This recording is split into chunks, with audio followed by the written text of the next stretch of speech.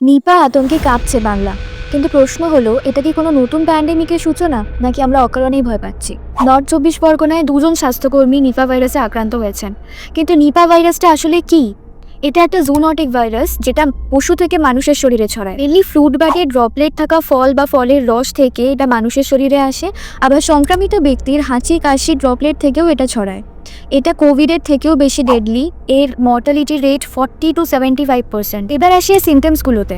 একদম সাধারণ ভাইরাল ফিভারের মতোই জ্বর, গা হাত পা ব্যথা, মাথা ব্যথা, শ্বাসকষ্ট।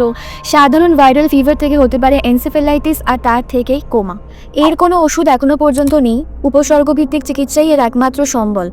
তাই আমাদের একটা কথা মাথায় রাখতে হবে, জ্বর মানেই নিপা নয়, কিন্তু নিপা থেকেই জ্বর হয়। তাই 2 দিনের বেশি যদি জ্বর থাকে তাহলে ডক্টরের সাথে কনসাল্ট করা প্রয়োজন। এবার এর থেকে বাঁচতে আমরা কি কি প্রিকশনস নিতে পারি? ডক্টরের পরামর্শ অনুযায়ী ডিরেক্ট খেজুরের রস না খেয়ে রস জাল দেওয়া পাটালি গুড় খাওয়া যেতে পারে। রাস্তায় বিক্রি হওয়া ফলের রস অ্যাভয়েড করুন।